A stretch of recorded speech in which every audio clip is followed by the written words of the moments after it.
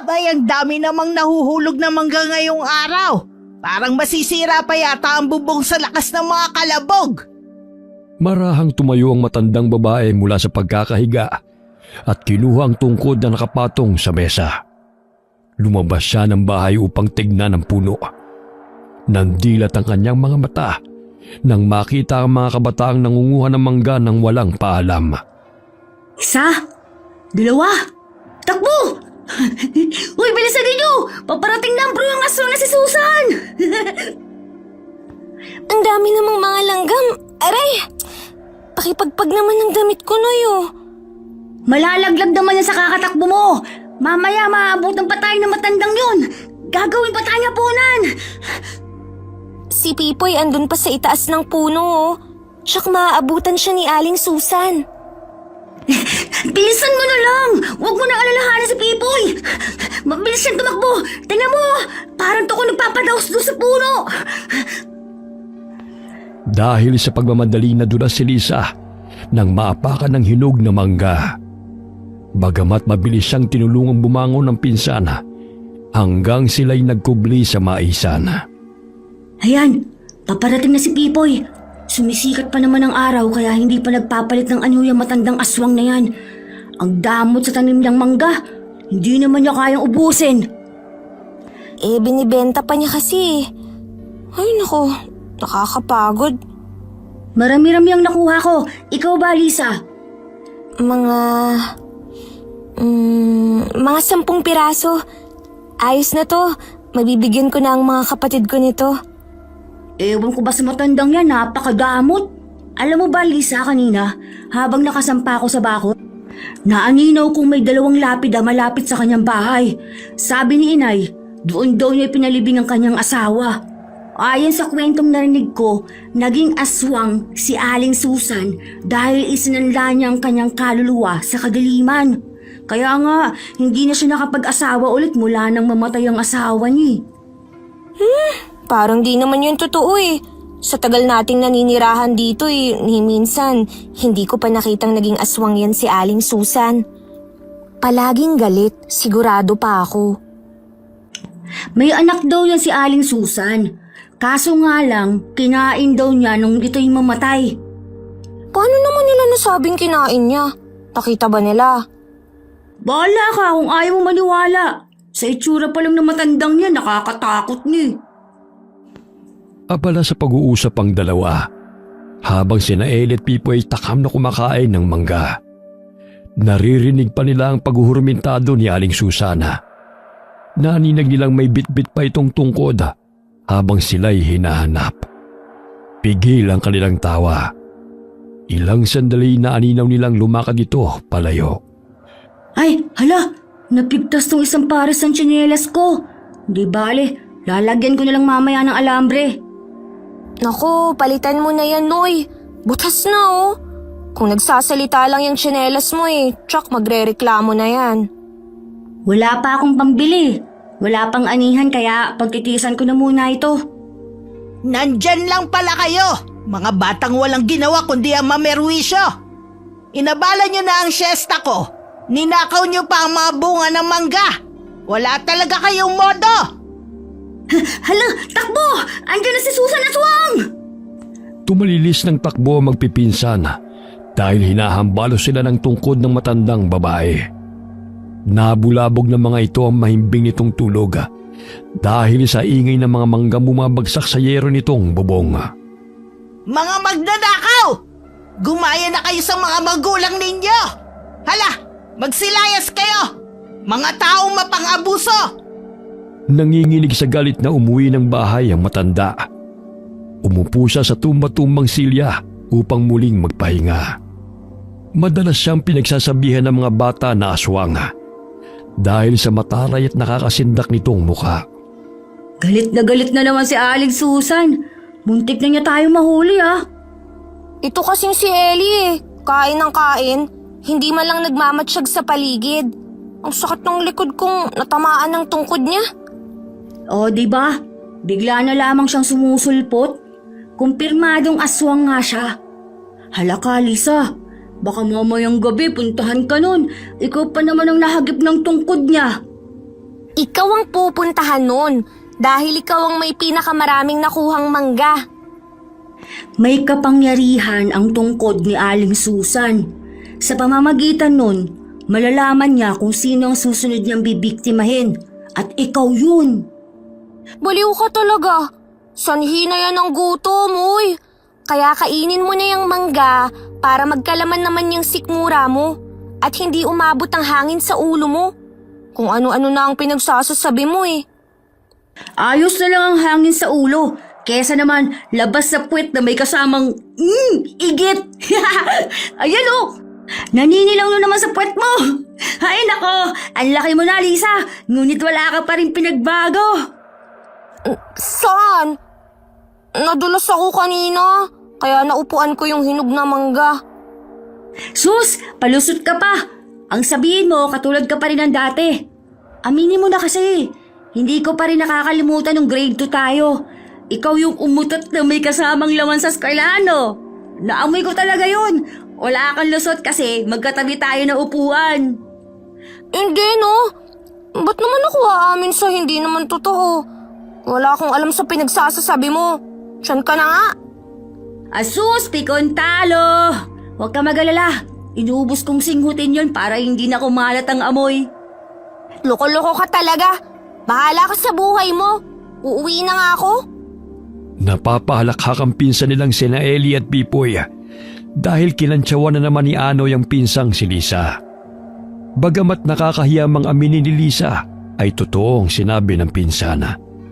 Dahil hindi niya na nakayanan ng sakit ang tiyan nung panahong yun. Ganon silang mag-alaskahang magpipinsana dahil magkakasabay silang lumaki. Pumasok ng bahay si Lisa at dumiretso sa kusina. Nadatnan niya ang ina na abala sa paghiwa ng mga gulay na kanilang uulamin. Nay, totoo bang aswang si Aling Susan? Naniwala ka naman sa mga taong walang ginawa kundi ang magpakalat ng mga kwentong walang katuturan. Ang sabi kasi ni Anoy, aswang daw si Aling Susan eh. Ayon na rin sa sinabi ng nanay niya at kaibigan nitong si Aling Rhoda. Alam mo naman ang tiyang mo. Mahilig magpapaniwala sa mga haka-haka. Yan yung mga kwentong gawa ng mga taong galit sa kanya. Tapos, itinatak na sa isipan ng mga bagong henerasyon. Kaya, napasamayang si Susan. Ano man ang naririnig mong masama tungkol kay Susan, ay huwag mong paniwalaan. Sapagkat kung masama siyang tao, ay hindi makakapag-upad ang palaya ng tatay mo sa kanya. Sapat nga lang ang singil niya eh. Kaso yung iba kasi, napakakunat magbayad. At kung oras ng singilan ay kay Susan pa nagagalit. Hindi niya kasalanan na sa kanya inihabili ng namayapa niyang asawa. Ang mga ari-arian nito, naging mabuti siyang asawa noon. Ibig sabihin, mali ang iniisip nila tungkol kay Aling Susan? Kawawa naman po siya, Nay. Pero, bakit ayaw niyang makipaghalubilo sa maraming tao? O di kaya makipag-usap man lang? Siguro gusto lang niya ng katahimikan. Yung lumayo sa mga tao, hindi naman siya ganyan dati eh. Pero Nay, anong nangyari sa kanyang mukha? Bakit parang nasunog? Ang pagkakaalam ko tinapunan niya ng asido ng taong pumatay sa kanyang asawa. Hindi ako nagkakamali, nilooban ng bahay nila noon. Ayon na rin sa kwento ng tatay mo. Nasa Maynila pa ako noon, namamasukan bilang katulong. Kaya wala ako nung mangyari ang masalimuot na pangyayaring yun sa kanyang buhay. Ayon sa tatay mo, pinagnakawan yan si Susan. Pinatay ang asawa niyang si Leo, maging ang 6 na buwan niyang anak. Ngunit walang sino man ang nakakaalam kung sinong salarin. Mabuti na nga lang nakahingi siya ng tulong na makalabas siya sa kanilang bahay, kaya hindi siya namatay. Simula nun, nagbago ng pakikitungo niya sa mga tao. Dahil sa sobrang matulong nilang mag-asawa ay naabuso ang kabaitan nila at nagawa pa silang traidorin. Ang kwentong kinain daw niya ang anak niya. Huwag kang sama na sama sa pinsan mo. Ay, kung ano-anong tinatatak sa utak mo eh. At saan mo naman nakuha ang mga mangga? Sa bakuran po ni Aling Susan, Nay. Buti naman at pinayagan kayo. Hindi po. Iniyaya lang po kami ni Anoy para manguha. Kita mo kung ano-anong pinaggagawa ninyo. Sa susunod ay magpapaalam kayo sa may-ari. Maliit man o malaking bagay, kung hindi kayo nagpapaalam ay pagnanakaw ang tawag doon. Naiintindihan mo ba, Lisa? Tsaka hindi ka na bata, nagdadalaga ka na. Umakto ka ayon sa edad mo. Opo, Nay. Hindi na po mauulit. O siya, magsaing ka na riyan. Maya-maya ay dadating na ang itay mo. Matapos magsaing ay naisipan ni Lisa na ipasok ang mga panggatong sa kanilang bahay. Napatingala siya sa kalangitan nang may marinig na malakas na pagaspas na nagmumula sa himpapawid. Kinilabutan siya at nakaramdam ng takot nang maaninaw ang malaking ibon na lumilipad. Kaya't dali-dali siyang pumasok ng bahay at sinarado ang pinto. Samantala, sinindihan ni Aling Susan ang kandila sa altara at hinaplos ang litrato ng namayapa niyang asawa. Napasulyap siya sa bote ng langis na may sangkap ng mga pinong dahon at pangil ng pusang gubatnona o kuring mundo. Ibinigay pa yon ng kanyang asawa bago ito mamatay. Ganun na lamang ang pag-iingat ni Aling Susan sa bagay na yon dahil yun ang habili ng namayapa niyang asawa. Ginagamit niya rin yon kapag umaatake ang kanyang rayuma at nakapagbibigay sa kanya ng kaginhawaan.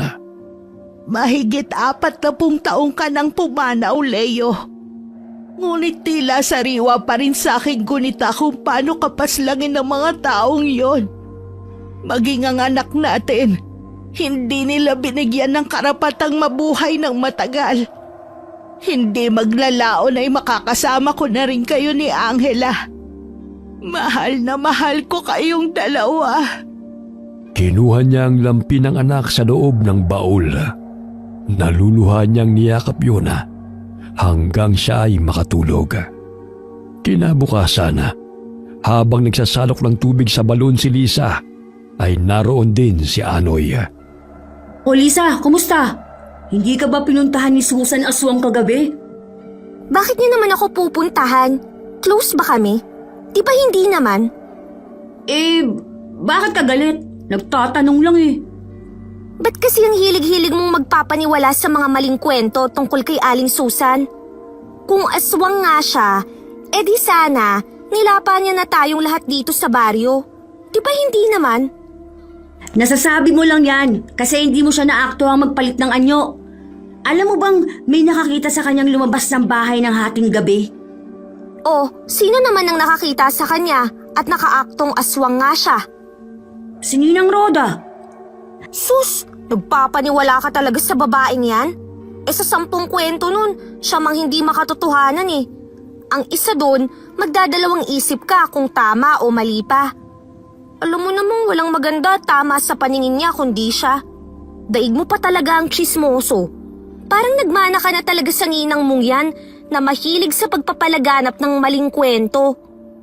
Alam mo, Insan, sabi ni nanay noon, nang mamatay ang asawa niyang si Aling Susan, ayaw niyang pumunta ang mga tao sa lamay. Natural! Kung patayin ba naman ang mga mahal mo sa buhay, sa tingin mo'y magtitiwala ka pa ulit sa mga tao? Gayong sa kabila ng kabutihang ipinakita mo'y kaya ka pang traidorin? Bakit ba parang abogado ka niyang si Aling Susan? Kumakampi ka na sa kanya. Kasi naman puro kayo paninira eh. Aswang si Aling Susan. Hindi naman natin nakikitang tumuwad yun at kumain ng laman ng tao. Di hintayin mong kainin ka niya bago ka maniwala. Sus! Magigib ka na nga lang. Ang dami mo pang sinasabing pamimintas tungkol kay Aling Susan. Mamaya, andun ka na naman sa bakuran niya at mangunguha ng mangga. Sasama ka ulit? Hindi na. Pinagalitan ako ni Inay kagabi. Pinahamak mo pa ako eh. Nalaman niyang hindi tayo nagpaalam na manguha ng mangga. Tsaka magpaalam ka mamaya kung gusto mong kumain para di ka masabihang magnanakaw. Bahagya silang napahinto sa pag-uusap nang makita nilang may lalaking doktor na kasama si Aling Roda. Magiliw itong nakikipag-usap sa mga taga-baryo. Aba, mabuti naman at may doktor na napagawi dito. Hindi na tayo mahihirapan pa na lumuwas ng bayan. Ay sus! Napogiyan ka lang sa doktor na yan eh. Tingnan mo, tumutulo ng uhog mo sa kakatingin sa kanya. Baliw ka talaga. Wala ka na talagang ginawa kundi ang bantayan ako. Diyan ka na nga. Sinisira mo lang ang araw ko. Nadaanan ni Lisa si Aling Susan na may bitbit ng timba. Batid niyang mag-iigib ito dahil wala naman itong mautusan. Magandang araw po, Aling Susan. Gusto niyo po bang tulungan ko kayong magigib ng tubig? Kung hindi kita naaabala, Ineng, pwede naman. Alam mo namang masakit ang balakang ko sa pagbubuhat ng mabigat. Ihahatid ko lang po to sa bahay, tapos babalikan ko ho kayo. Huling timba na naman po ito eh. Sige, Ineng. Maraming salamat ha. Matapos na mapuno ni Lisa at ng bunso niyang kapatid ang mga banga sa kanilang bahay, ay bumalik sila ng balon upang ipag-igib ang matandang babae. Hoy Lisa, bakit kinausap mo yung si Aling Susan?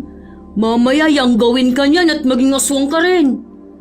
Wala talagang kumakawala sa iyong bibig, kundi puro paninira sa matanda. Binabalaan lang kita. Sige ka, sa huli ang pagsisisi. Sa susunod, ikaw na ang mapapabalitang aswang dito sa baryo. Che, ang lawak naman ng imahinasyon mo. Tapusin mo na nga ang ginagawa mo. Puro kayo kwentuhan eh. Kanina pa kayo dito sa balon.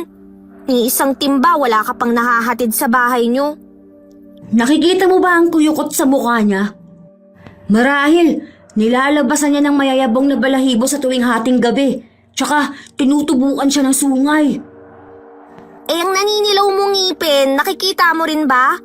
Puro ka paninirang puri sa iba. Pero yung sarili mo, hindi mo naman kayang linisin. Hala, magsipilyo ka muna ng ngipin. Nakikita ko pang nakasabit pa ang mangga oh.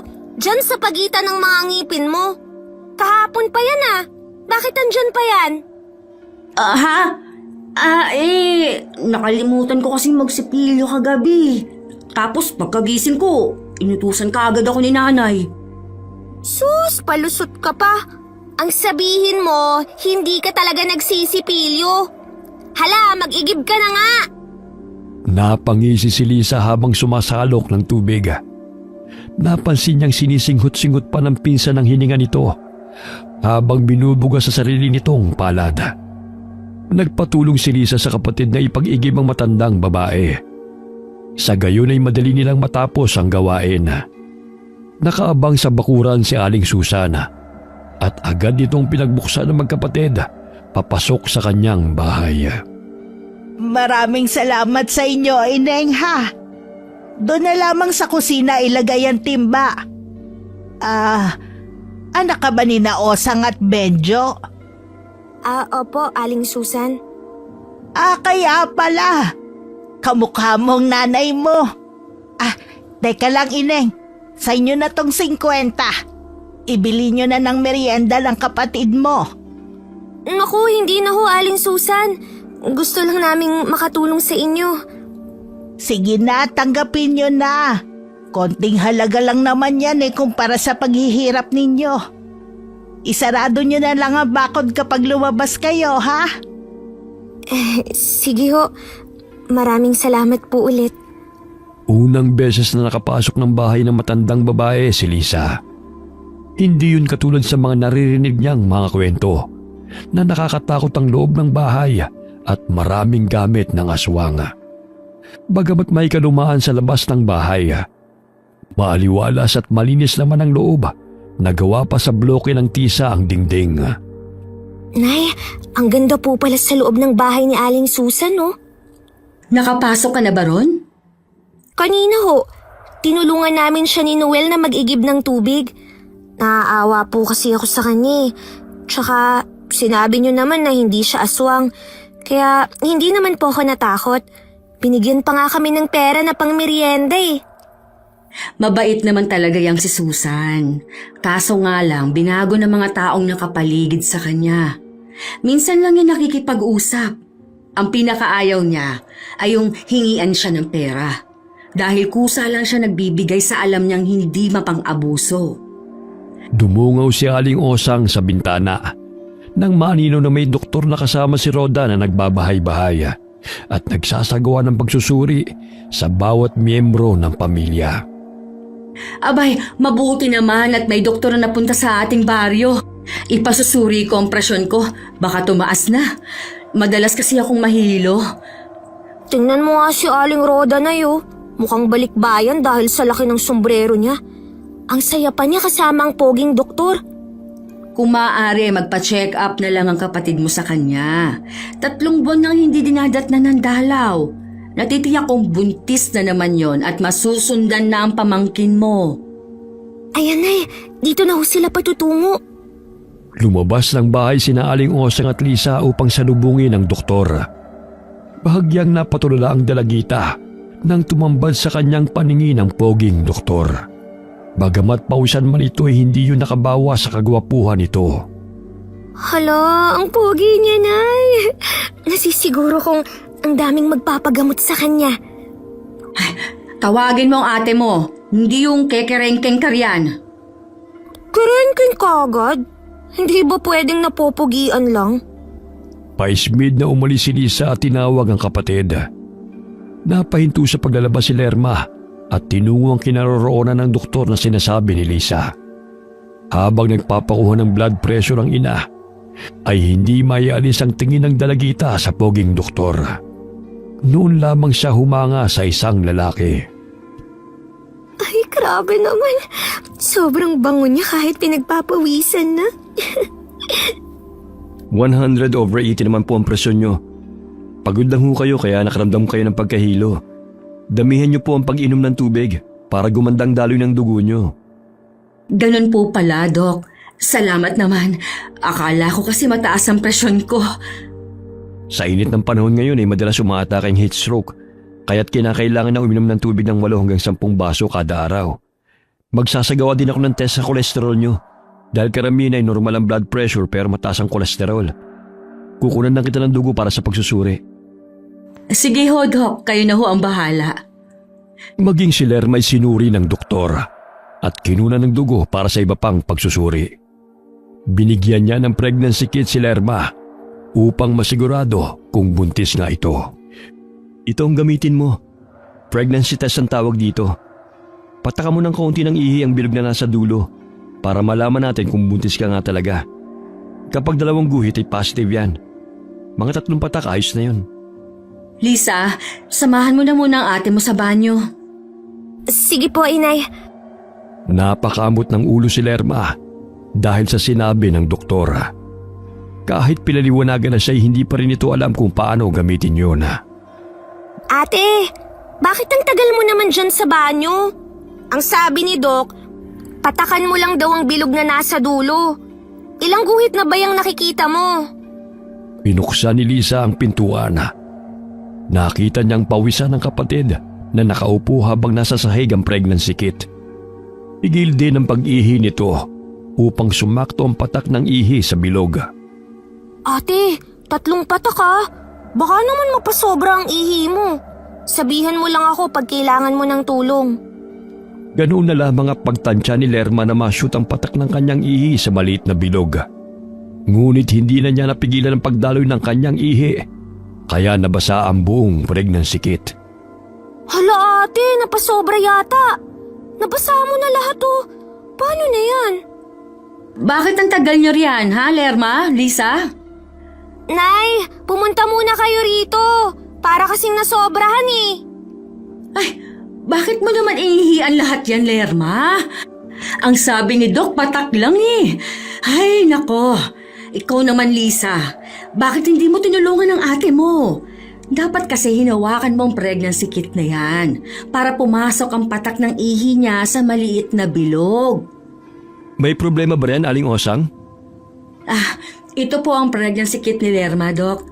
Okay na po ba ito? Dinala ni Aling Osang ang pregnancy kit sa harapan ng doktora habang tumutulo pa ang ihi patungo sa sahig. Naku, bakit basang-basa po yan? Ang sabi ko po'y patakan lamang. May malit na drops po riyan. Yan po ang gagamitin sa pagkuha ng maliit na amount ng ihi at ipapatak lamang sa maliit na bilog. Hindi ko sinabing ihian niya yan. Ay, yan po pala ang gamit niyan, Dok. Akala po kasi namin ni ate, pansundot yan para makaihi kagad eh. Ha? Pansundot? Nako, hindi ko sinabing sundutin ha. Ginagamit yan para makakuha ng maliit na porsyento ng tubig o anumang uri ng likido. Pipindutin mo sa ibabaw yan, ganito, yan. Tapos hihigupin ito sa loob ng tubig. Tapos pag nahigop ng tubig, saka naman ipapatak sa maliit na bilog sa pregnancy kit. Ah, yun pala yun. Ito kasing si ate di nakikinig ng maayos. Marunong lang gumawa ng anak eh. Naiintindihan mo na ba, Lerma, ang gagawin? Lisa, samahan mo yung kapatid mo baka sakaling magkamali na naman.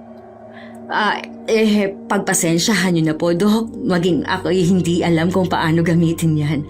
Mabuti naman at may ideya na ho kami ngayon. Huwag kayong mag-alala. Kaya nga narito ako para naman matulungan at maturuan ko kayo sa mga bagong ginagamit sa mga ospital at klinika. Tinulungan muli ni Lisa ang kapatid sa gagawin nito. Dahil mahina ang ulo ni Lerma, kaya hindi ito nakapagtapos ng pag-aaral sa high school. Nay, 2 guhit po ang lumabas. Ito oh. Oh, paano ba yan, Aling Osang? Pagkakapo na naman po kayo ulit. Ikaw, Lerma, kailangan mo na magpa-check up ng 4 na beses sa isang buwan. Sa gayon ay masubaybayan ang malusog na paglaki ng sanggol sa iyong sinapupunan. May babantayan na naman ako nito. Sana naman pagkatapos niyan, tama na Ate Lerma ha. Anong tama na? Matapunan lang ng brief yan, buntis ka agad eh. Kakalakad lang ng anak na panganay niyan. Kaya magsasagawa rin ho ko ng seminar para sa family planning ng mag-asawa dito sa baryo. Hulog ka talaga ng langit sa amin, Doc Almer. Alam mo bang madalang lamang na mapagawi ang doktor dito sa baryo? Malayo ang ospital, kaya hindi nga kami nagpapacheck up. Kaya magiging madalas na ho ang pagpapacheck up nyo dahil narito na ho ako. Magpapatayo rin po ako ng maliit na klinika dito sa baryo.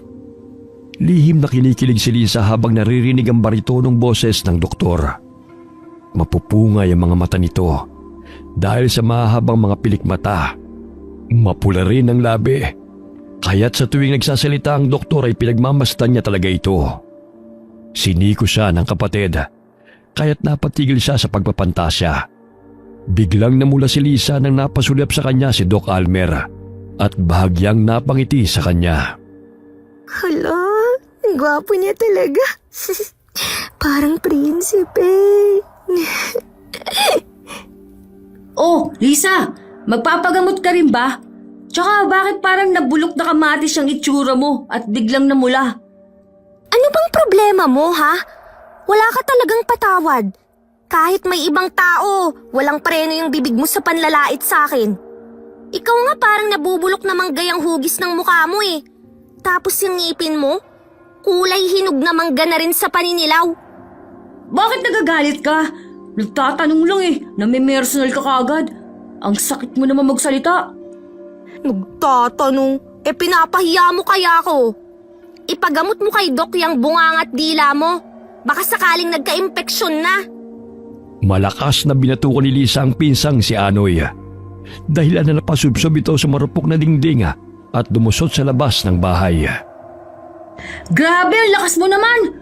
Parang mas barako ka pa kaysa sa akin ah! Tapatin mo nga ako, Lisa. May pagnanasa ka sa doktor na yan, ano? Aminin! Huy, hinaan mo yung boses mo. Mamaya marinig ka nakakahiya. O mga bata, anong ginagawa niyo riyan? Ang ingay ninyo.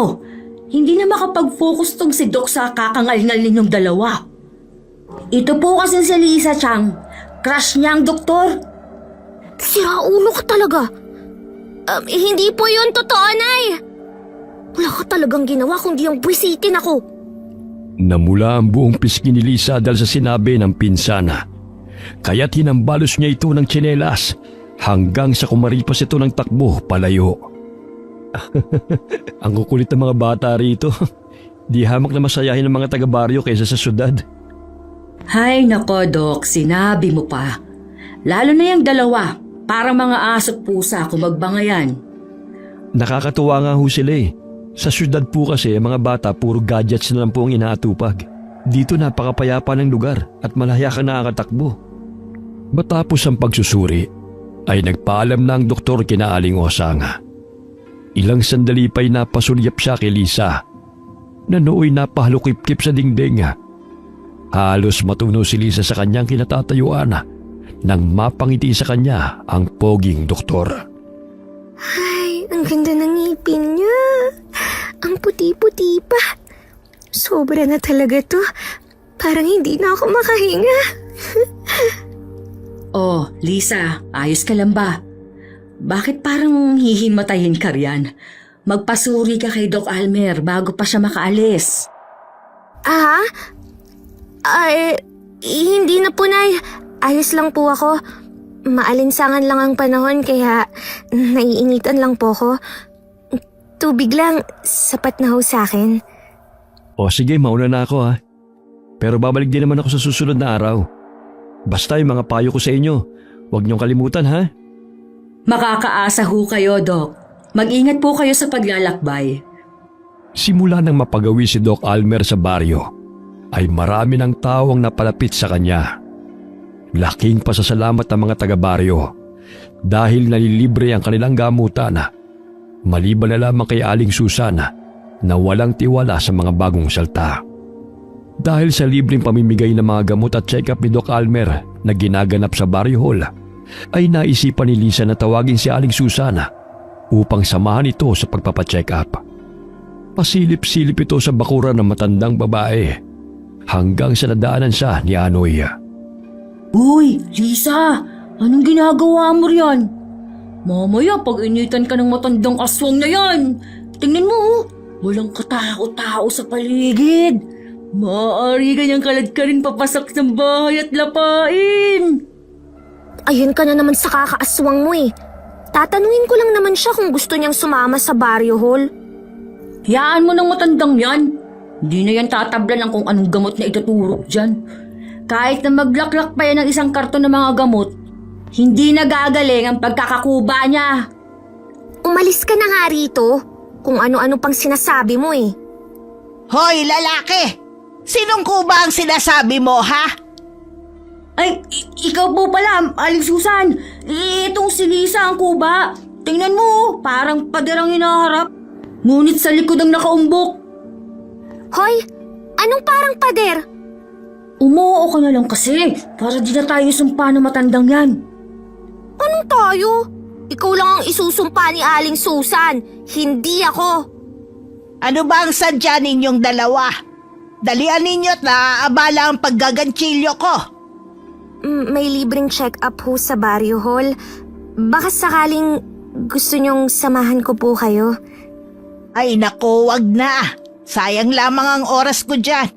Puro kayo palibre. O siya, umalis na kayo. Malakas na isinarado ng matandang babae ang pinto. Uugod-ugod na ito sapagkat napinsala ang gulugod nito dahil sa insidenteng mahampas ng bakal ang kanyang likod nang pasukin ang kanilang bahay. Oh, anong napala mo sa matandang yan? Eh di na sayang lang ang oras mo sa kanya. Bakit kasi nag-aalala ka pa dyan? Hindi na yan gagaling dahil hindi gamot na magpapagaling sa kanya, kundi dugot laman ng tao. Noy, kung maaari nga, huwag mong masyadong ilapit ang bunganga mo sa akin. Naaamoy ko kasi ang baho ng hininga mo. Maaari ka namang magsalita ng medyo malayo, di ba? Kakadiri ka naman, oh. Tumatalsik pa ang laway mo sa tenga ko. Aalis ba kayo o hindi? Ang ingay ninyong dalawa. Pesteng mga bata to. Dahil sa naiirita, binuksan ng matanda ang tarangkahan at binato nito ng bunga ng mangga sina Anoy at Lisa. Nagulat si Lisa nang sunod-sunod na sumalpok ang mangga sa noo ng pinsan. Kaya't malaki ang bukol na natamo nito. Ay, aray naman! Alis na nga ho! Eh, napaka-apurado mo namang matanda ka! Kasalanan mo talaga to, Lisa. Tingnan mo ginawa ng matandang niya sa akin. Halika na, baka mabasag pa ang bungo mo. Umalis na kayo rito. Kung ayaw ninyong pagpuputulin ko yung mga ulo ninyo. Mga perwisyo kayo! Mga mamamatay tao! Bukod sa mailap sa mga tao'y naging ulyanin na rin si Aling Susana. Minsan ay nagiging makakalimutin na rin siya. Madalas siyang magalit at paulit-ulit na nagsisisigaw dahil sa trauma na sinapi sa pagkamatay ng kanyang asawa at anak. Halos lahat ng tao ay inaakala niyang kaaway. Pumunta sa baryo hall sina Lisa at Anoy. Pumila sila roon upang magpagamot kay Doc Almer dahil sa malaking bukol na natamo ng binatilyo. Lintik na matandang yun. Gusto pa yatang basagin ang bungo ko ah. Yan kasi ang ingay-ingay mo. Kaya naririndi sa boses mo eh. Hala Lisa, tingnan mo oh. Ang laki ng injection na hawak ng doktor. Kailangan ba talagang kuhanan ng dugo kapag nagpapacheck up? Ang payat na nga ng batang yan eh oh. Siguro. Dadalhin pa raw kasi ni Doc sa laboratorio ang nakuhang dugo para ipasuri. Buo ko lang naman ang natamo ko. Kukuhanan pa ba ako ng dugo ng doktor na yan? Wala namang kaso kung kukunan ka ng dugo. Di ba matapang ka naman? Ha? Ayoko na! Lagyan ko na lang ito ng yelo. Umalis na tayo rito. Hindi pwede. Kailangan mong magpa-check up kasi baka nabasag na yung bungo mo. Baka bukas, malaman na lang namin na lumabas na ang nana sa utak mo.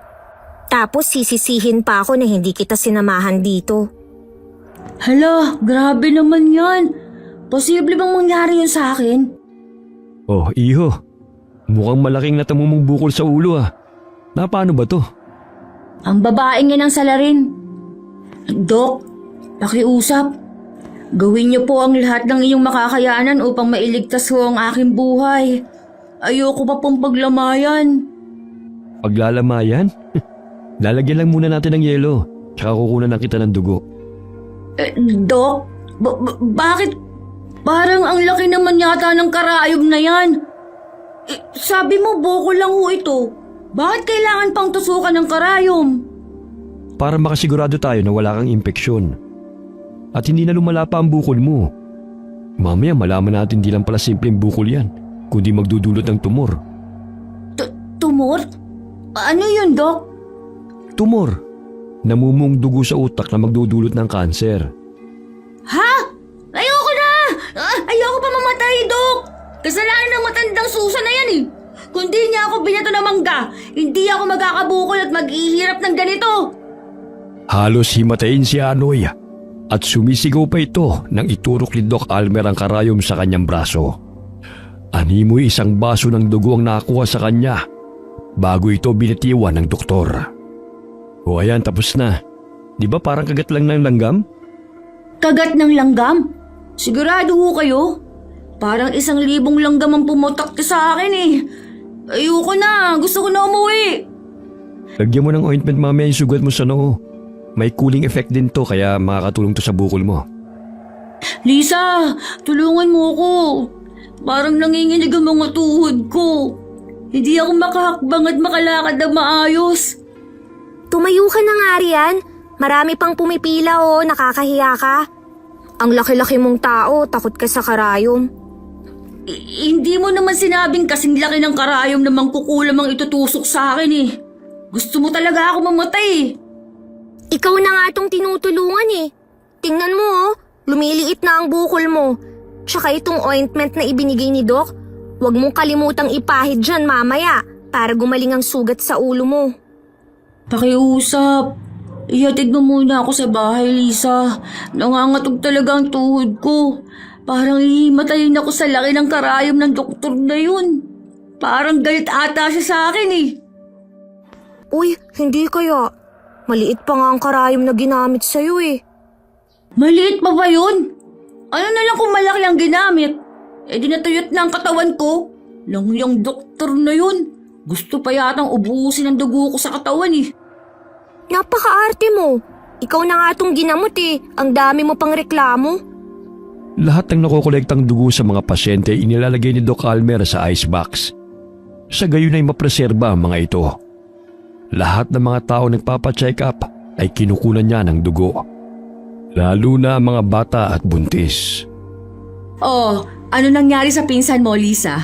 Bakit parang hinang-hinayan? Huwag niyo nang alalahanin to.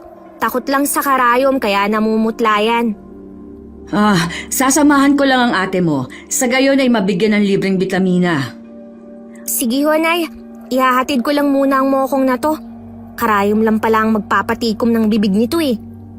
O siya, pauwiin mo na yan. Baka mapano pa yan dito. Halos 3 baso ng tubig ang naubos ni Anoy dahil sa naramdamang pagkauhawa. Ilang sandali ay nanumbalik ang kanyang lakas. Mula pa man noon ay takot na siya sa karayom. Kaya't ganun na lamang ang pamumutla nito nang makitang malaking injection na ituturok sa kanya ng doktor. Alas 5:30 na natapos ang isinagawang medical check-up ni Doc Almer. Inatid ito ni Namang Kanor at Aling Roda sakay ng kalesa dahil iniwan itong sasakyan sa highway. Kumusta naman ang pinsan mo, Lisa? Ayos naman po siya. Nakakatawa lang. Hindi ko sukat akalain na takot pala siya sa karayom, Nay. Basta't matanda, kinakailangang kuhanan ng dugo ayon kay Doc Almer. Sa gayon, malalaman kung anong sakit ang dumapo sa pamamagitan ng pagsusuri sa dugo. Pero bakit ang dami naman, Nay? Hindi ba mauubos ang mga dugo ng tao sa tuwing nagpapacheck up? Dapat kinukunan ng dugo. Yun kasi ang paraan niya sa panggagamot. May kanya-kanyang paraan ng mga doktor. Tsaka isa pa, cleansing daw ang tawag sa ginagawa niya. Lalo na sa mga kalalakihan dahil hindi raw dinadatna ng buwan ng dalaw. Kaya pala ang daming kinuhang dugo kay Anoy. Ito ang ate mo 2 beses na kinunan ng dugo. Napapadalas ang pagkuha ng dugo ni Doc Almer sa mga bata't buntis na nagpapacheck up sa kanya. Sa ganoong paraan ay nalalaman niya kung anong irereseta niya sa mga ito. Bagamat nahalata na ni Aling Osang ang pangangayayat ng anak. Doc, pansin ko lang ho. Para kasing malaki ang ipinayat ni Lerma. Hindi ho kaya dahil yan sa pagkuha sa kanilang dugo? Hindi po, Aling Osang. Sa katunayan, dala po yan ang pagbubuntis niya. Lalo na't umiiba ang hormones ng mga babae sa tuwing nagbubuntis. Maselan ngayon ang kalagayan niya. Kaya bibigyan ko po siya ng bitamina. Sa gayon ay magkalaman naman siya. Ganun po ba, Doc? Sige po, salamat. Hindi pa naman siya ganun kalakas kumain ng gulay ngayon. Isa pa huyang malnutrisyon. Kailangan po ng ating katawan ng sustansya. Kaya dapat po ang wastong balanse ng pagkain. Lalo na't 2 na sila ng anak niyang kumakain.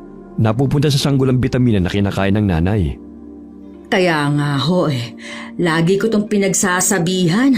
Kaso nga lang mapili sa pagkain at palaging walang ganang kumain. Alas 11 ng gabi. Naalimpungatan si Anoy nang may marinig na halinghing sa gilid ng kanilang bahay. Apungas-pungas siyang bumangon at sinilip sa siwang ng bintana kung anong pinagmumulan ng ingay na yon. Naningkit ang kanyang mga mata nang silipin ang sanhi ng tunog. Nagtama ang kanilang paningin ng nilalang na nagkukubli roon. Bigla siyang kinabahan nang makita ang taong paniki. May malala pa ditong pakpak at nakausli pa ang matatalim na mga ngipin nito. Kawangis ng paniki, ngunit kasing laki ng tao. Ang nilalang na yun ay tinatawag na abat na aswang. Aswang? Totoo nga siyang aswang. Pero bakit may lawit? Gayong babae naman si Aling Susan Nangangatog ang kanyang katawan dahil sa takot. Ginising niya ang kanyang kapatid, ngunit mahimbing itong natutulog. Kaya't nagtalokbong na lamang ng kumot si Anoy at nakiramdam sa paligid. Ilang sandali na pabalikwas siya ng bangon nang may narinig na sigaw di kalayuan sa kanilang tinitirhan. Naririnig niyang nagsisitakbuhan ang kanilang mga kabaryo, kaya't dali-dali siyang sumilip muli sa bintana. Nagising ang kanyang mga kapatid at nakiusyoso kung ano ang dahilan ng pagkakagulo ng mga tao. Napadaan sina Anoy sa bahay ni na Aling Osang, kaya't tinanong siya ng tiyahin sa nagaganap. Pinasok raw ho ng taong paniki ang bahay ni Namang Jordan at muntik nang makuha ang 3 taong gulang nitong anak. Mabuti na lang nagising si Mang Jordan kaya't nailigtas nito ang anak niya. Kaso nga lang, nahagat siya ng aswang dahilan na masugatan siya sa braso. Bakit parang papunta sila sa bahay ni Susan? Anong kinalaman ni Susan sa taong paniki na yon? Doon po kasi patungo ang aswang, Chang. Kaya kumpirmado ang matandang si Susan na ang aswang. Bantayan mo ang kapatid mo, Lisa. Sisiguraduhin ko lang kung totoo nga bang sinasabi ng mga kapitbahay natin. Hindi ako naniniwalang aswang yan si Susan eh. Sasama ako, Nay. Wag na! Dumito ka na at bantayan mo ang mga kapatid mo. Tignan mo ang tatay mo. Wala lang pakialam kung anong nangyayari sa paligid dahil sa pagod. Lingid sa kaalaman ni Aling Osang na sumunod sa kanyang anak upang makiusyoso sa mga tao. Naninaw ni Lisa na binabato ng mga tao ang bakuran ng matandang babae. Kaya't nagising ito't bumangon sa kamang kanyang hinihigaan. Ano na naman ang problema ng mga taong to? Bakit nang bubulabog ng ganitong oras? Teka, bakit umaapaw ang langis sa bote? Masamang pangitain kaya ito? Lumapit si Aling Susan sa mesa at kinuha ang bote. Dahil hindi pa rin tumitigil sa pag-aapaw ang langis. Muli niya yung inilapag sa mesa at lumabas ang bahay bitbit ang kanyang sandata. Matapang niyang hinarap ang mga taong galit na nag-aakusa sa kanya sa pangunguna ni Mang Jordan. Hoy! Ano na naman ang problema ninyo? Bakit nang bubulabog kayo ng ganitong oras? Kung ano man ang masamang nangyari sa inyo, wala akong kinalaman dyan. Huwag kayo basta-basta mamintang. Noy, totoo bang dito pumunta ang aswang? Nagkakamali lang siguro ang mga kapitbahay natin. Ay, nandito ka pala, Lisa. Para kang multo na bigla na lamang sumusulpot ah.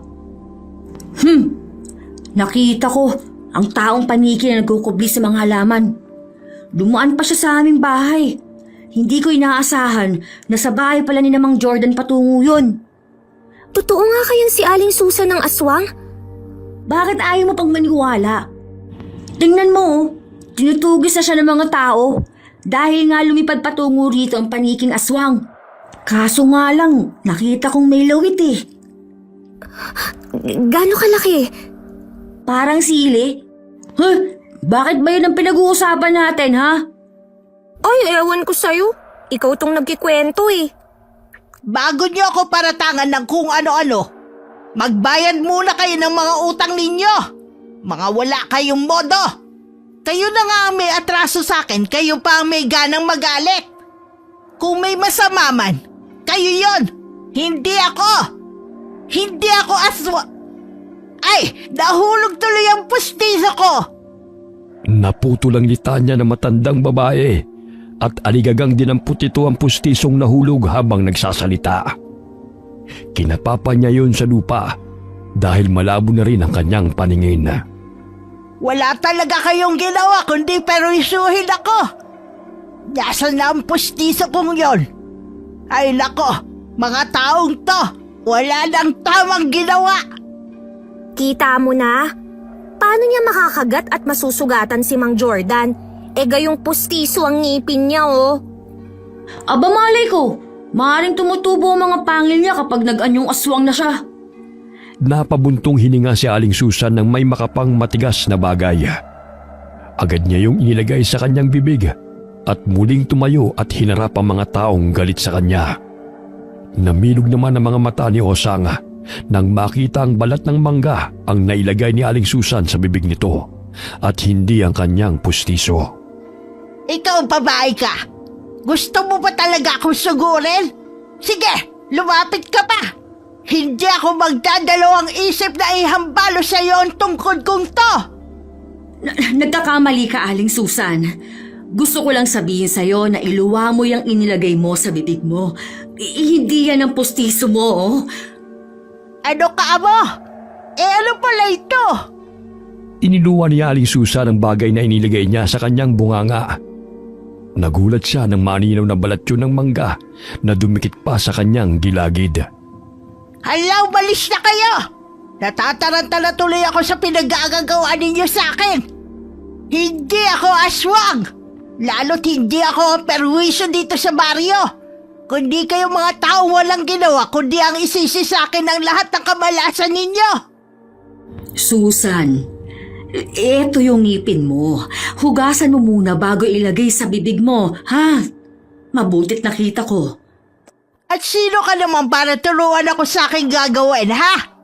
Hala, magsilayas kayo lahat sa bahay ko! Kung ayaw ninyong pagbabarilin ko kayo! Kinuha ni Aling Susan ang shotgun na nakasandal sa gilid ng kanyang pintuan at itinutok sa mga tao.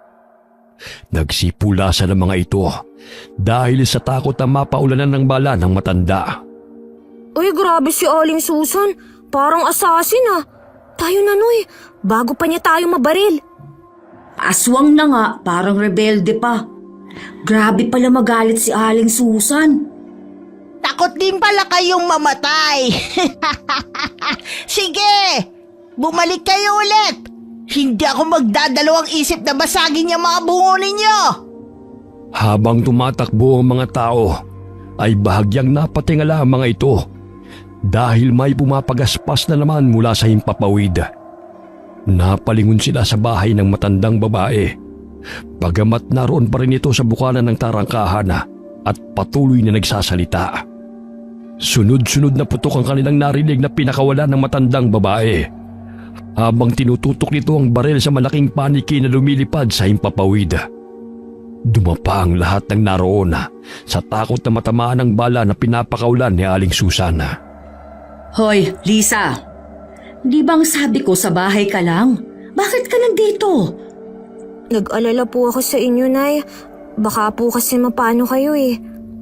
Hala, nagwawala na si Aling Susan. Teka, yung malaking paniki na lumilipad na yan ang nakita kong napadaan sa bahay Ibig sabihin, may mga alagad pang mga aswang si Aling Susan? Ang hina talaga ng kukote mo. Kung alagad niya yan, bakit niya pagbabarilin? Aba malay ko, tanungin mo matandang yun. Umalis na tayo rito bago pa tayo matamaan ng mga bala. Ang ingay ninyong dalawa. Nasa peligro na nga ang ating buhay, bangayan pa rin ng ginagawa nyo. Ito kasing si Anoy hindi nag-iisip. Daig pa ng matandang niya si Rambo Nakakatakot na talaga ang pagwawala niya. Ayan, tumigil na ang putok. Tsaka tingnan nyo na nawala na rin ang malaking paniking lumilipad. Saan na kaya nagpunta yun? Natakot yata kay Rambo kay Aling Susan pala. Umuwi ka na sa bahay ninyo, Anoy. Wala na rito mga kapatid at tatay mo, Ha? Lisa, ihatid mo muna ako. Baka naroon ng aswang sa daan, nakaabang at lapain ako. Ihatid mo yung mukha mo. Ang lakas ng loob mong pumunta rito. Takot ka naman palang umuwi. Iniwan ako ng mga kapatid ko Sige na, ihatid mo na ako. Pangako, hindi na kita tutuksohin. Ay, bahala ka sa buhay mo. Matutulog na ako. Hoy, Lisa! Wala namang ganyanan. Bati naman tayo Bukas ka na lang umuwi sa inyo. Sa bahay ka na lang magpalipas ng gabi. Mamaya nandyan lang ang aswang sa paligid at ikaw pang isunod kay Jordan. Chang, anak niyo ho ba talaga tong si Lisa o Ampon? Ang layo kasi ng ugali ninyong dalawa. Ang dami mong sinasabi. Duwag ka talaga. Muling inilapag ng matandang babae ang shotgun sa ilalim ng kanyang higaan at umupo sa kamang kanyang tinutulugan. Akala nyo talaga masasaktan nyo pa ako? Mga taong walang modo. Pagkamalan pa akong aswang. Sila nga itong may mga masamang budhi. Sinira na ninyo ang buhay ko noon. Hindi pa kayo nakukontento. Kinuha ng matandang babae ang bote na may pangil ng pusang gubat nun na nakalapag sa mesa. Hinaplos niya ang langi sa kanyang noo at bahagyang minasaya ang kanyang sentido. Yun ang palaging ginagawa sa kanya noon ng namayapang asawa upang siya'y pakalmahin. Ilang sandali pa'y nakatulog na si Aling Susan. Simula nang ibigay ng kanyang asawang pangil ng pusang gubat noon ay hindi na nito hiniwalay sa kanyang tabi.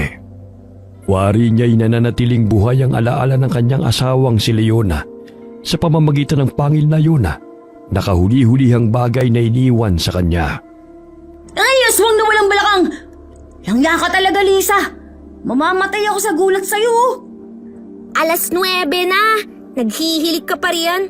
Bumangon ka na nga. Dahil hinahanap ka na ni Chong. Akala niya inilapa ka na ng aswang eh. Bah, parang bahay mo lang ah. Nakabuka ka pa yung mga paa mo. Mamaya maapakan ka pa riyan eh. Wala namang buhusan ng tubig. Parang hihiwalay ng kaluluwa ko sa pinaggagawa mo eh. Oh, bakit ganyan ang ayos mo? Parang nakakapanibago ka naman. Sasamahan ko si Ate Lerma na magpa-check up kay Doc Almer. Kaya pala bihis na bihis ka. Teka, magpapacheck up kayo? Ibig sabihin kukunin na naman ng dugo yung kapatid mo? Gano'n naman talaga ang paraan ni Doc Almer. Bakit ba? Hindi ka ba naaawa kay Ate Lerma? Halos isang ihip na lang ng hangin, matatangay na yan eh. Abay, tigilan niyo na muna ang pagpapakuha ng dugo. Lalo na't kasing laki ng karayom na mangkukulam ang ginagamit ng doktor na yun. Hindi ka nga mamamatay sa karamdaman. Pero sa laki ng karayom na ginagamit niya, siguradong masisimot ang dugo sa katawan ng pasyente. Kaya tigok agad. Ang sabihin mo, takot ka lang. Totoo naman ah! Ano pa bang dugo ang kukunin kay Ate Lerma? Parang kalansay na nagdadalang tao na lang yan oh. Kulang na lang sumilip sa pusod yung sanggol na ipinagbubuntis upang magreklamo eh. Maawa ka naman sa kapatid mo. Tsaka gusto mo lang naman samahan si ate dahil gusto mong makita ang doktor na yon. Asa ka pang mapansin ka nun? Hoy, para sabihin ko sa'yo, magmumug ka nga muna bago mo ako pagsabihan. Nanunuot sa buto ng ilong ko yung baho ng hininga mo. Pagdating ng Barrio Hall ay marami-rami nang nakapilang mga buntis. Kaya sumunod na upo si Lerma sa isang babae. Napansin ni Lisa na malaki din ang pinagbago ng katawan ng katabing babaeng buntis.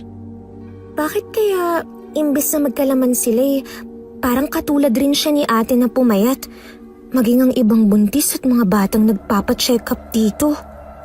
Oh, Lisa, nasaan ang ate mo? Andun po, Nay. Pang-10 ho siya. Nay, pansin ko lang, parang pumayat po ang lahat ng mga buntis. Katulad yung si Jenna. Hindi ba't malaman siya noon? Ngayon, humuhulma na ang buto niya sa balikat, oh.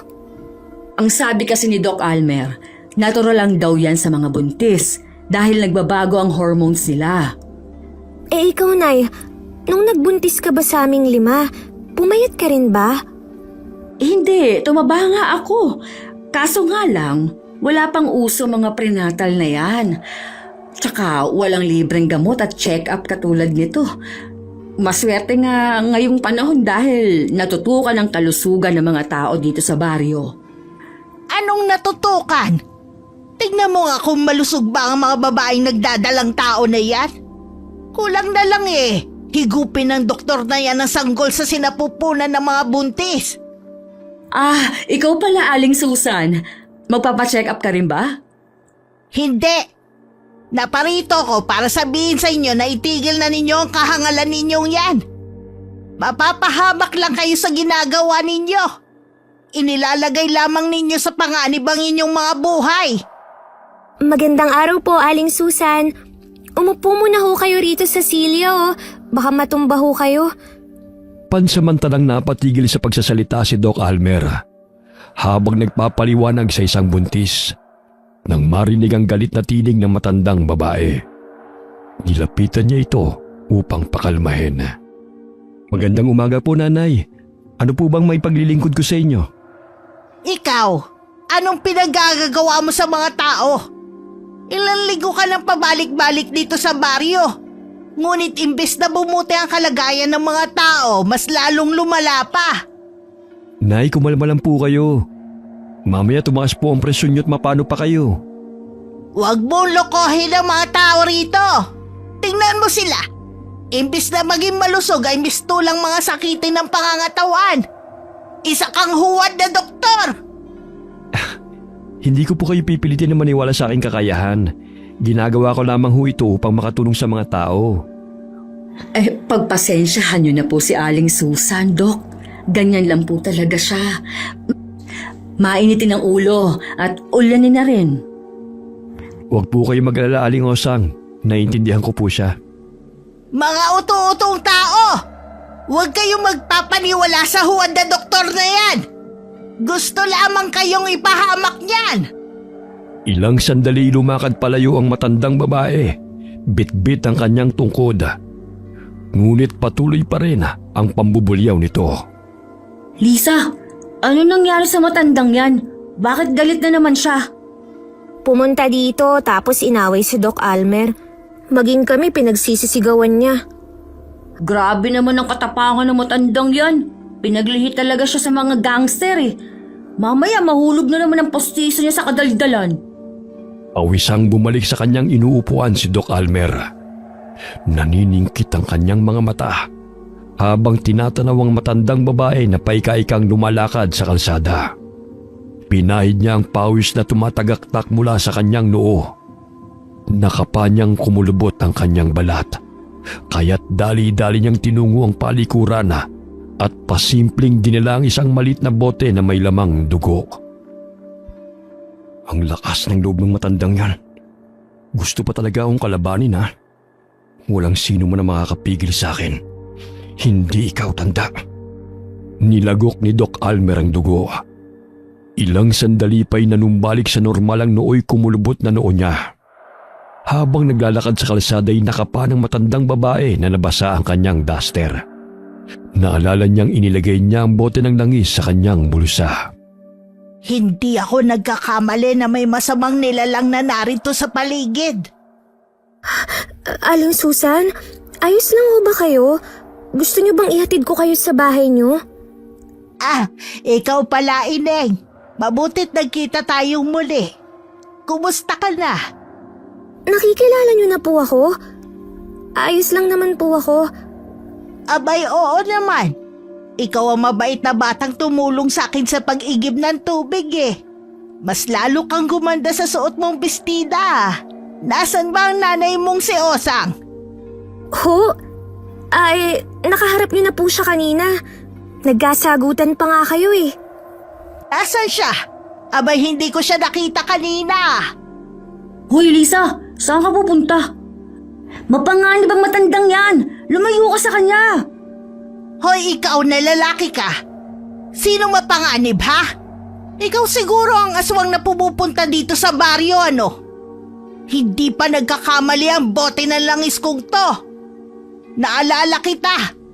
Ikaw din ang magnanakaw ng mangga. Natatandaan kita. Ako, aswang? Naku, Aling Susan, nangunguha lang ako ng mangga, pero hindi ako aswang. Yan ang boteng hawak mo. Malaking ebidensya yan na ikaw ang aswang dahil inilagay mo pa sa loob niya ng pangil mo. Bastos kang bata ka! Hindi ko to pangil. Pangil to ng pusang gubat nun. Tingnan mo, umaapaw ang langis sa bote. Dahil malapit lamang dito ang masamang elemento. Paano hindi aapaw yung langis? Nanginginig yung kamay mo dahil napakapasmado. Pilosopo ka talaga. Wala kang modo. Pinaghahampas ng matandang babae si Anoy gamit ang tungkod nito. Ilang sandali pa'y nahulog ang kanyang pustiso. Mabuti na lamang ay nasalo niya ito. Isinilid niya ang bote ng langis sa bulsa sa inaakalang yun ang kanyang pustiso. Bagamat ay binato niya ang kanyang pustiso sa binatilyo sa pag-aakalang yun ang hawak niyang bote ng langis. Halos maduwal si Anoy nang tumama ang pustiso ng matanda sa kanyang ilong at dumampi pa sa kanyang bibig. Kadiri ka naman, Aling Susan! Nararapat lang yan sa'yo. Nakakita ka rin ng katapat mo. Kayo na nga itong tinutulungan. Kayo pa ang galit. Huwad ang doktor na yan. Nililin lang lamang kayo. Maniwala kayo sa akin. Ano ho bang ibig niyong sabihin? Dahil sa tulong ng pangil ng pusang gubat nun, nalaman ko may aswang na napapagawi dito sa ating baryo. Ilang araw ko na sinusubaybayan ng doktor na yan. Napagtanto kong unti-unti niyang pinapatay ang mga tao. Pero Aling Susan, tinutulungan niya po ang mga tao. Nagbibigay siya ng libreng gamot sa may sakit, tsaka libreng check-up sa lahat. Tingnan ninyo ang mga taong pumipila. Unti-unting nauubos ang kanilang mga dugo. Hindi nyo ba nahahalata ang nakapaligid sa inyo? Huwag kayong hangal! Lumakad palayo ang matandang babae. Sumunod sa kanya sina Anoy at Lisa upang ihatid ito sa kanyang bahay. Sa utos na rin ni Aling Osang. Nakaramdam ng init ng katawan si Doc Almera dahil sa pangontrang kanyang nararamdaman na nasa paligid. Pansamantala siyang nagpahinga sa loob ng pribado niyang silid na naroon sa Barrio Hall. Lihim siyang uminom ng 3 basong dugo na kanyang kinuha mula sa mga pasyente. Lintik na matandang yon. Gusto pa akong ipahamak. Alam kong siyang may dala ng pangontra. Dahilan na mahirapan ako ng ganito. Kung hindi ko lang kailangan ngayon ng dugo, hindi muna ako pupunta rito upang makapagpahinga rin dahil sa natamo kong sugat. Kailangan kong makalikom ng maraming dugo dahil habang tumatagal, mas dumarami ang pangangailangan ng katawan ko para mapanatili kong pagiging bata. Ayokong tumanda. Dali-daling itinago ni Doc Almer ang mga specimen cup sa ilalim ng kanyang mesa nang may marinig na katok sa pinto. Pangiti siyang lumabas ng silid at muling hinarap ang mga tao. Nabagot si Lerma sa paghihintay, kaya't napagpasahan itong umuwi. Ayaw pa sanang pumayag ni Aling Osang dahil hindi pa ito natitignan ng doktor. Ngunit hindi na kaya ng anak na manatili pa roon dahil tila nahihilo na ito sa dami ng tao. Napadaan sila sa bahay ni Aling Susana.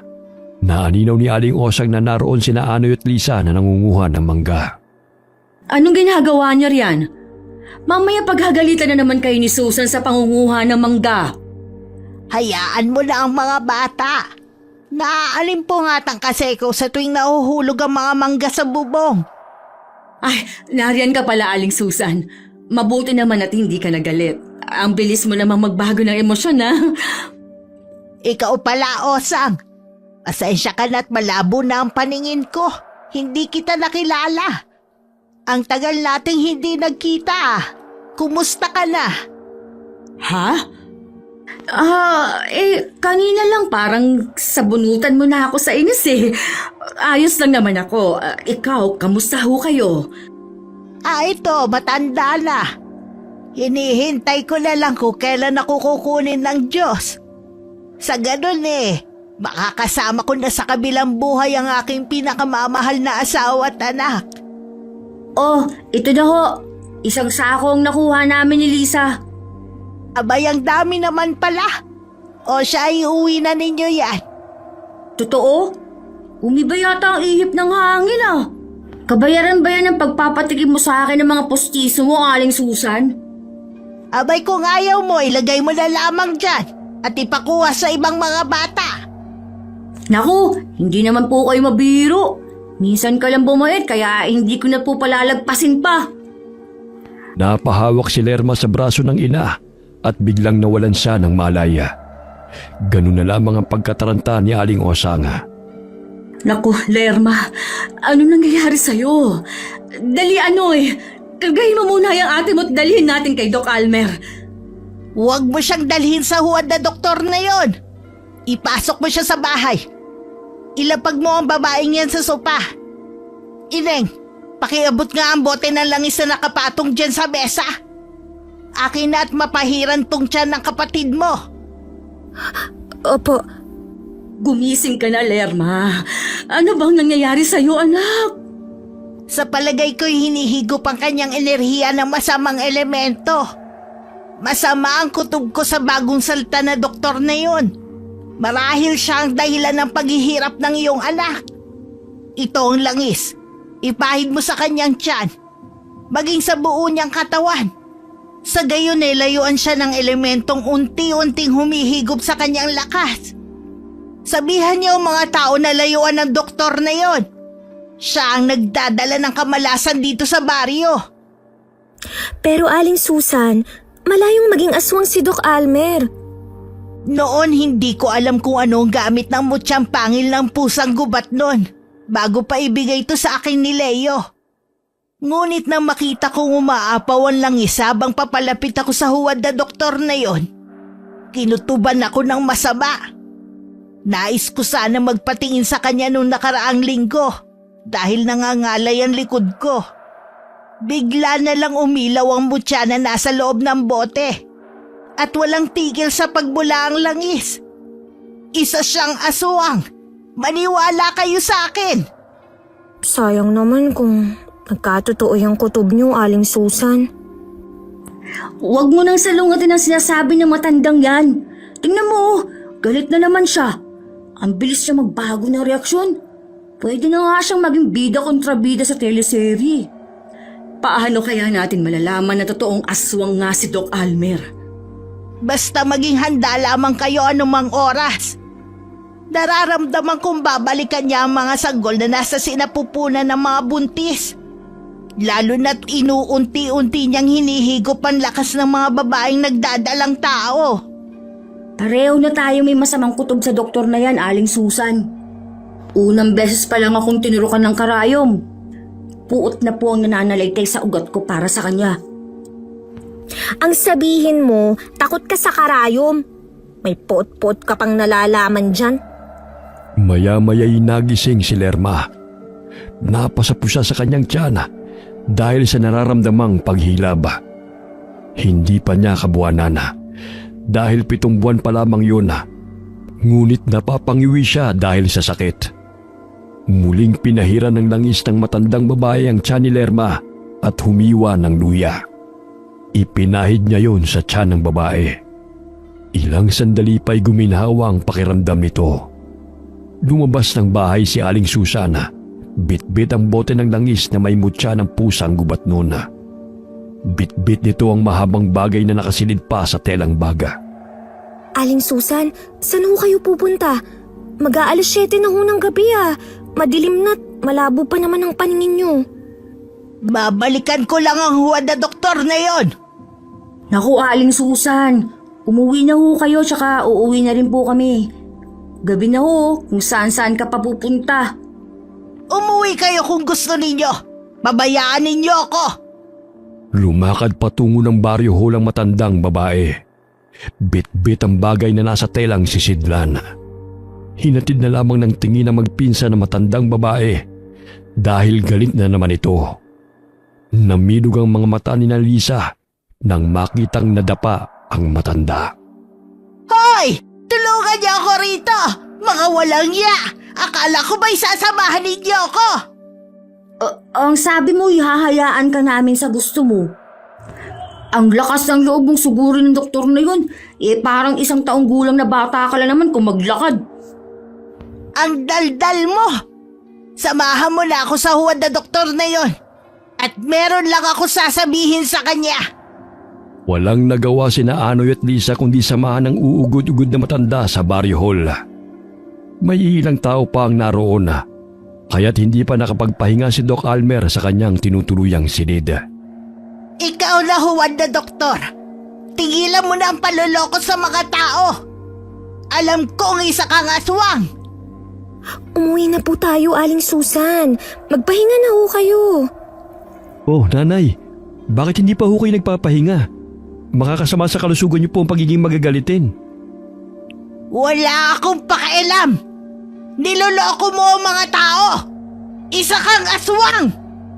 Dumukot ng asin sa bulsa ang matandang babae at isinabo yun sa mukha ni Doc Almer. Ganun na lamang ang pagkagulat ng doktora dahil sa naramdamang hapdi sa kanyang pisngi. Sinabuyan siyang muli ni Aling Susan ng langis na nagmumula sa bote na may mutya ng pangil ng pusang gubat noon. Dahilan na tumindi ang hapdi na naramdaman ng doktora. Sa tulong ng mutya ay mistulang umiilaw yon katulad ng mga balintataw ng pusa at nakakaramdam ng panganib ang sino mang makapagtanga noon. Bakit parang umusok ang mukha ni Doc Almer? Dahil isa siyang totoong aswang. Anong ginawa mo? Hindi ko lamang binibintang mo sa akin. Huwag ka na magmaang-maangan pa. Ikaw ang dahilan ng panghihina ng mga taga-baryo at pagkakasakit ng mga tao. Sa gayon, mapipilitan sila magpagamot sa walang kwentang doktor na katulad mo. Hindi makapaniwala si Lisa at ibang taong naroon nang makita na tila nasusunog ang balat ng doktor nang tapunan ng asin ng matandang babae. Inilabas nito ang shotgun at itinutok sa doktor. Gayon na lamang ang galit nito sa matandang babae. Ngunit bago pa man maiputok yun ng matanda, ay nagsitakbuhan na ang mga tao dahil sa takot na matamaan ng bala. Nagkubli sa ilalim ng mesa sina Anoy at Lisa. Ilang sandali na punit ang damit ng doktor at nagsilabasan ang kanyang mga matatalim ng ngipin at pangil. Tumubo ang malalapad nitong mga pakpak at naging isa itong taong paniki.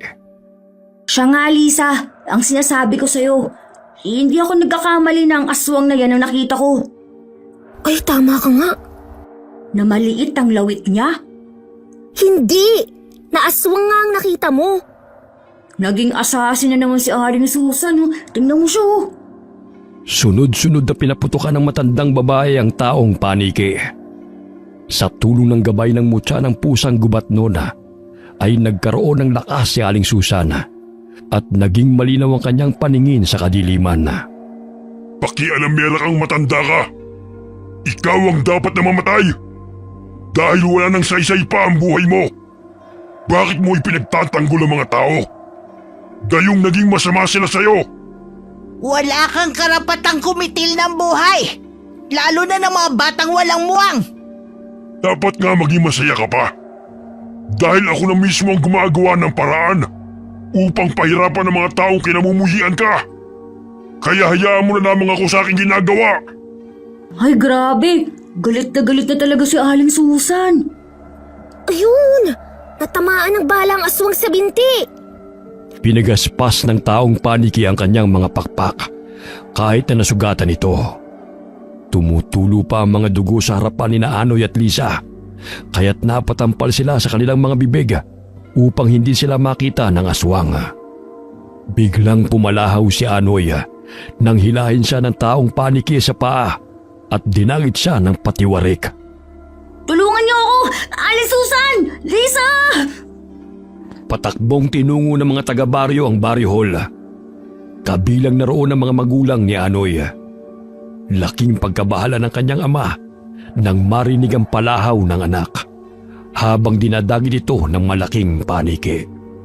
Hindi ako papayag na sirain mo ang misyon ko, tanda. Sige, iputok mo. Tignan ko na kung hindi mamatay ang binatinong ito dahil sa kagagawan mo. Pakiusap! Asintayin mo siya na mabuti! Tulungan ninyo ako, Aling Susan! Pangako, ipag-iigib ko kayo ng tubig habang buhay! Muling nagpakawala ng putok ang matandang babae. Ganun na lamang ang sigaw ni Anoy dahil sa takot na matamaan ng bala. Umatungal ng malakas ang taong paniki dahil tinamaan ito sa kaliwang pakpak. Nabitiwan ito si Anoy at bumagsak sa mesa kung saan nagkukubli si Lisa. Aray! Ang sakit! Ang likod ko! Hindi ko hahayaang magtagumpay ka sa kasamaan mo. Sisiguraduhin kong hindi ka nasisigatan pa ng araw. Hindi lang siya parang si Rambo. Idol rin pala niya si FPJ. Noy, ayos ka lang ba? Ano ba sa tingin mo? Langya ka. Tulungan mo ako rito, sakit ang likod ko. Dali-daling hinila ni Lisa ang pinsan upang magkubli muli sa ilalim ng mesa. Kumapang sila patungo ng silid kung saan nanunuluyan ng doktor sa tuwing napapagawi sa kanilang baryo. Do'y tumambad sa kanilang paningin ang ilang icebox na naglalaman ng mga dugo at ang mga malalaking bote kung saan iniipon ang mga dugo. May ilang bote rin na wala ng laman. Naku, dito pala niya iniipon ng mga dugo. Ginawa niyang pagkain ng mga tao. Ngayon mo sabihin na napupugian ka pa sa doktor na yun. Saan yung aswang? Kung hindi pa nadiskubre ni Aling Susan na aswang yan, tsak, ubus na ang dugo ng mga pasyente niya. Kaya nga eh. Ay naku, kinikilabutan ako. Sandali! Wala na akong narinig na putok. Marahil napatay na siya ni Aling Susan. Halika, tingnan natin. Muling nagkubli ang magpinsana nang maanino na pilit pa rin ipinapagaspas ng taong paniki ang mga pakpak nito. Nakangisi ito sa matandang babae. Maya-maya'y lumipad ito patungo kay Aling Susana.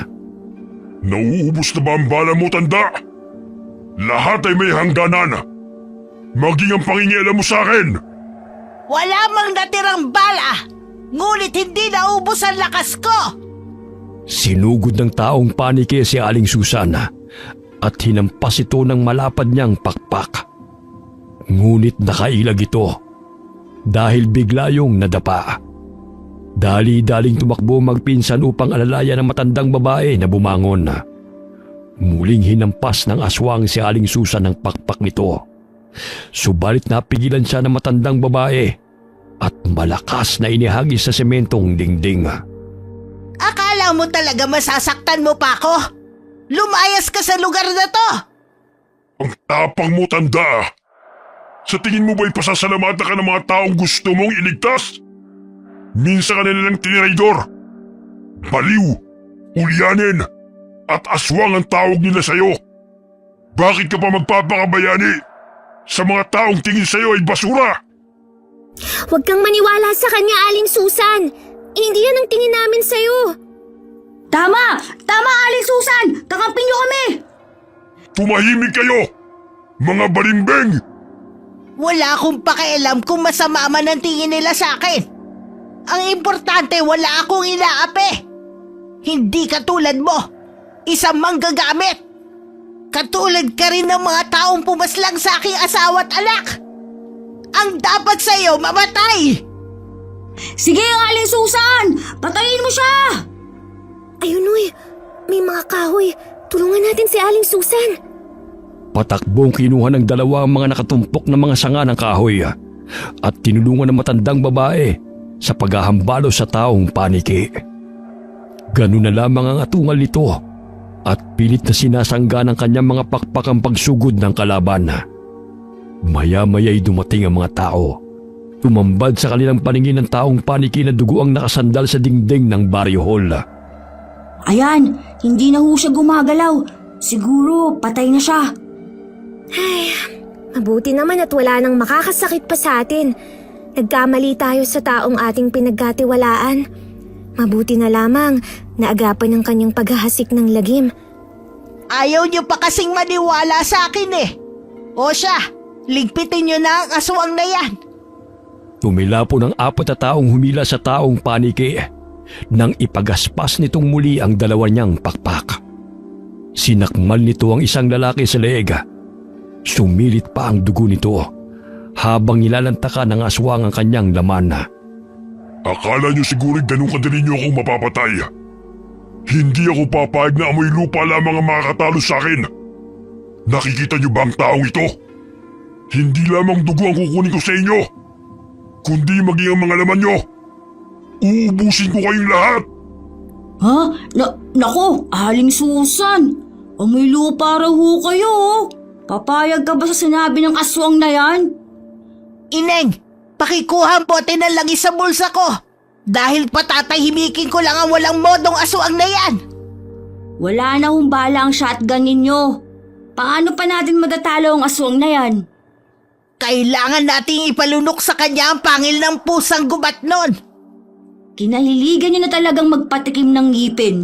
Kung hindi pustiso mo. Eh, ang pangil naman na yan. Pambihira kayo talaga. Ay, dapat lang. Dahil yun ang paraan upang matalo siya.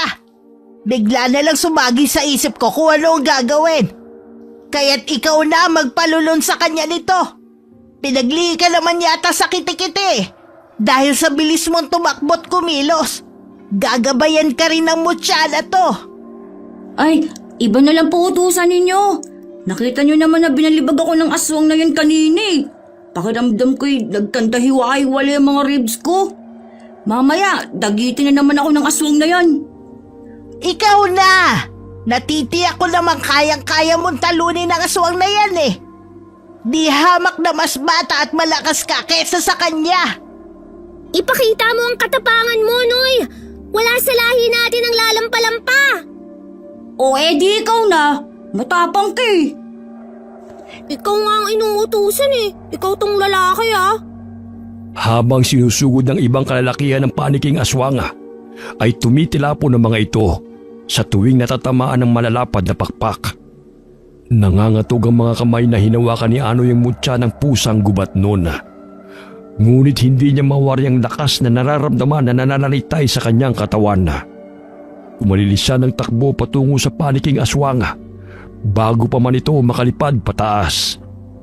Tila isa siyang pusang tumalon upang hilahin ang mga paa nito, dahilan na bumagsak ito sa lupa. Wala kang kadala-dala. Gusto mong ikaw ang isunod kong lantakan? Hindi kami papayag. Natatakasan mo ang atraso mo sa amin. Hindi rin ako papayag na mapatay lang ang mga pobreng katulad nyo. Wala pang ipinanganak na makakatalo sa akin. Ganun ba? Di wow. Gamit ang isang kamay ay hinawakan ng binatilyo ang paa ng aswang at paulit-ulit na binagsak ito sa lupa. Namanghasa sa lakas na kanyang taglaya, kaya't nawilis ang sakta nito. Pinaikot-ikot niya ang aswang sa ere hanggang sa ito'y mahilo bago binitiwan at bumagsak sa pader ng baryo hall. Ipalulun mo na sa kanya ang pangil! Kahit anong gawin mo, masasaktan mo lang siya! Ngunit hindi mapapatay! Anong klase nila lang to na walang kamatayan? Nasa na ba ang pangil na yun? Nawala ko ata Bilisan mo na hanggat mahina pa siya! Mamaya kapag nakahigop na naman ang dugo, magiging malakas na yan! Nakapa ni Anoy ang mutyang pangil sa kanyang bulsa, kaya't kumaripa siya ng takbo patungo sa nahihilong aswang at pilit na sinusubo ang mutyang pangil sa bunganga nito. Hay, ano ba yan? Dahil pang isang linggong hindi nakapagsipilyo Ang baho at ang lansa. Ano pang hinihintay mo? Isubo mo na sa kanya! Ayaw niyang mga alisusan. Hoy! Kainin niyo muna to para makauwi na kami! Ilang sandali dumilat ang mga mata ng aswang at niyapos ang binatilo ng malapad nitong pakpak, dahilan na mahirapan sa paghinga si Anoy. Nilalapat rin ito ang bunganga sa mukha ng binatilyo upang ito'y kanyang sakmalin. Ngunit sa tulong ng mutya ay nagkaroon ng lakas ang binatilyo na makawala at paulit-ulit niyang sinuntok ang mukha ng paniking aswang. Ayan! Isubo mo na! Dami mo pang arte! Pinapahirapan mo pa ako! Inis na pinalulun ng binatilyo ang mutyang bato. Ilang sandali pa'y lumiwanag yun dahilan na maging siya'y napatras. Umatungal ng ubod lakas ang taong paniki at pinagaspas nito ang malalapad niyang pakpak. Aling Susan, ano po ba ang nangyayari sa kanya? Siguro napapaso. Parang tinutupukan laman niya. Hanep pala ang kapangyarihan ng mutyang yun Saan kaya makakatagpo ng pangil na yun? Maging ang mga taong naroon ay hindi makapaniwala sa kanilang nasaksihan. Nangingisay ang katawan ng aswang at unti-unting naging abo ang bahagi ng katawan nito hanggang sa tuloy na itong naglaho. Nawala ang liwanag kasabay ng pagiging abo ng aswang. Dinampot ni Anoy ang mutyang pangil na naroon sa lupa. Ganyan pala kalakas ang kapangyarihan ng mutyang pangil ng pusang gubat nun na iniwan sa akin ni Leo. Grabe naman! Ang dami niyo palang taglay na kapangyarihan, Aling Susan. Baka sakaling pwede naman pong makahingi ng mutya. Sa'yo na lang daw ang pustiso niya. Ay! Ayoko nun! Kahit lahat ng ngipin na ibigay sa akin, ay hindi ko talaga tatanggapin. Umuwi na nga tayo. Marahil hinihintay na tayo ni Osang sa bahay. Nang masiguradong wala na ang aswang, ay nagsiuwian na rin ang mga taga-baryo sa kanilang bahay. Kahit may isang lalaking nasawi man, ngunit laking pasasalamat ng mga ito dahil sa tulong ng matandang babae. Gayon na lamang ang paghingi nila ng tawad kay Aling Susan dahil sa kanilang maling paratang. Unti-unting nanumbalik ang lakas ng mga buntis at mga bata sa baryo. Batid ni na Aling Susan na ang mga bata at buntis ang puntirya ng aswang. Ngunit hindi ito nagtagumpay sa masama nitong balak. Sumapit ang araw ng panganganak ni Lerma. Isinilang niya ang babaeng sanggol at pinangalanan nitong Anghela. Katulad sa namayapang anak ni Aling Susan, ganun na lamang ang saya ng matanda nang masilayan nito ang sanggol at binuksan niya muli ang kanyang puso upang tanggapin ang mga taong naging mabuti sa kanya. Wakas.